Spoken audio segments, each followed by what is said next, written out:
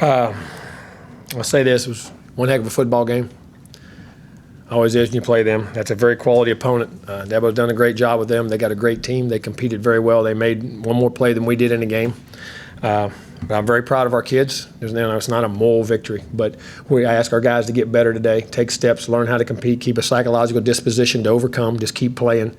And we did that in a lot of areas. But there's still some mistakes we had made, and we got to learn to clean up the red zone a little bit. And we'll coach them a little better and put them in a better position and get them situated there. We had a critical turnover, we had a block kick, and we missed a kick, and had plenty of opportunities. But when you play a game, a caliber team that way, there's going to be some ups and downs.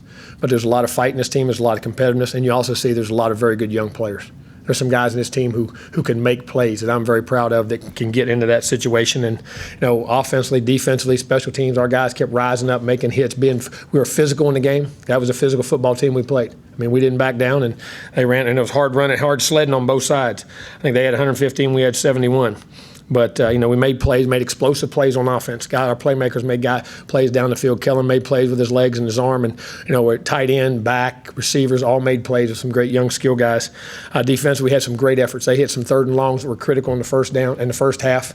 Down there in some situations, and it hurt us in the first half. But our guys stood up, got the big turnover, the fourth down stop on the 4th and 2. It kept us in the game. And our guys come back out the second half and competed. Unfortunately, we had a miss slip up on the second half and one turnover. But other than that, but that's I take the blame. We trying to be too aggressive at times. So. You got to play hard. You got to play to win. Our kids did that. I asked them to get better. I love the way they competed in the game, their psychological disposition to compete in the game and play the next play.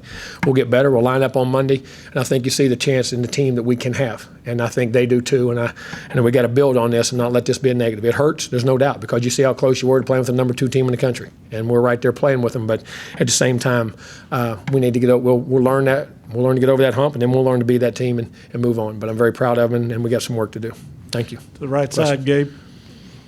Yeah, Jimbo, how could you describe exactly what we saw from your quarterback tonight? Competition. A competitor and a leader. A guy will put his heart and soul on the field and lay it out there. Makes plays with his arm, makes plays with his legs, and the guys love him, they follow him, and they went up and made some big-time plays, on the field. And, you always leave plays out there, man, but, man, that guy's a competitor and his heart's big. And the moment was not too big for him, and I loved it. Second row, Olin, then Travis. Jimbo, could you tell us just the perspective on the Courtney Davis play there at the end when we lost possession? I mean, obviously he was out of bounds. I mean, I didn't think so, obviously.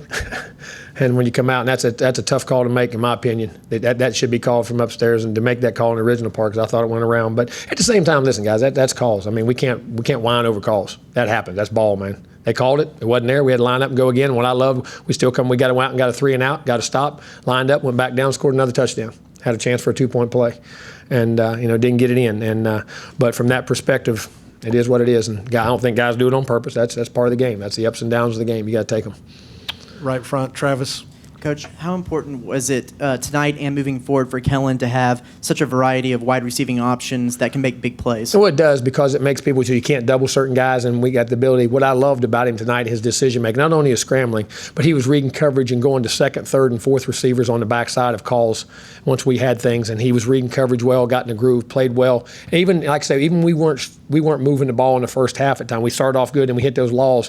What I loved about him, he didn't panic and go forcing balls down the field. I mean, there was a couple, but when you throw that many balls against a good team like that, there's a couple going to have a chance. They're going to make a play on. But his composure in the game and his decision making was excellent, and for the most part.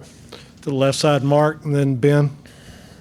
Jimbo, I was wondering if you'd talk a little bit about the performance of your defense, especially the guys up front, in the second half, as they really seemed to rally and shut them down for a long period. They really did. I mean, what they have, 115 yards, and they got a couple runs by the quarterback late in the game, and that's what they go to, and we knew that. Adds an extra blocker, but we got pressure. We rocked him out, moved him out of the pocket. I don't know how many sacks. Did we get any sacks? Is there sacks on here? Yes, sir, 1 sack. 1 sack. We had pressures. I know we hit the guy a couple times. We made him move, scramble out of the pocket, throw the ball away. So our front seven, which is the key to any ball. I don't care what you say. You got to have a great front seven. You got to have an offensive line, and I think we got better in both areas tonight because the groups we were going against were very good.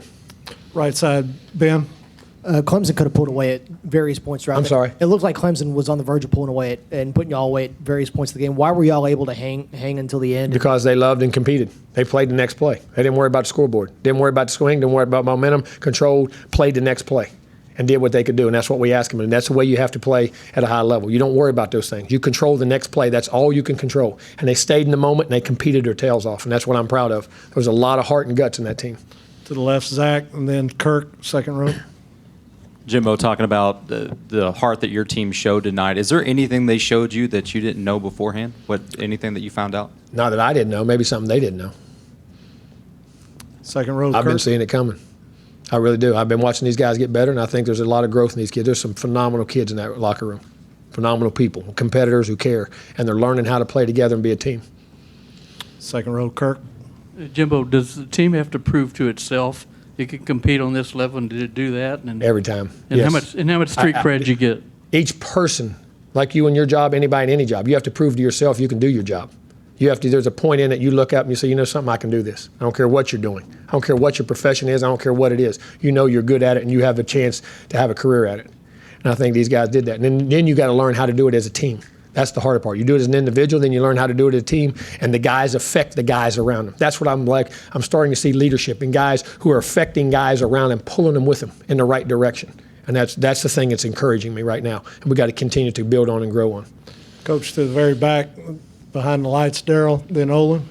Coach Daniel LaCamera has been great. Tonight was not one of his better efforts. Was there anything about the snap, hold, anything? No, he just pushed one, the first one, then he made one, then he had a long one. We had penetration, got blocked, which had nothing to do with him. That was up front, and we got penetration and got blocked. Then he come back and hit 2 big field goals in the second half, field goal in the second half. I thought he did a nice job after that. I mean, he made mistakes, just like you have a drop ball or anything else. But that had nothing to do with the outcome as far as, we had opportunities, yes, we'd love to have him, but he's a heck of a kicker, and we'll kick him every time. Second row, He's been doing a Olin. great job. So, Jimbo, does this, in your mind, does this answer the question about, the toughness issue, and you are there now? One day doesn't answer a question. It's go over a long period of time. Do I know that's in there? Yes. Do I know there's competitiveness in it? Now we got to line up and do it again next week. Do it on Monday, Tuesday, Wednesday, Thursday, and Friday, and then Saturday. Then do it again the next week. Do it again the next week. Start liking it and make it a culture of who you are. But it's there, and they know it's there. Front row right, Andrea, and then Stewart. Jimbo, the touchback happens, and it could have been a deflating moment, but then you get the ball back. What did you say to the team in the huddle when? I said we're going to have about a minute to get it. When we get it back in 2 minutes, because we're going to call 2 timeouts, the defense is going to get a stop. And I said, we do 2 minute with no timeouts. We do it with 1 timeout, 2 minute. We do 2 minute drill all the time. We spend a lot of time when you play big time teams like you do in this league and everywhere else. It's coming down the end, just like the NFL. And you got to be able to manage the clock. And our kids did that, and we knew exactly the plays, what we like to do, and we work a lot of 2 minute offense. And our kids did a heck of a job, and they got us in position to make a lot of plays. Front row right, Stewart, and then we'll go to the left. Jimbo, you used the phrase earlier, it's not a moral victory.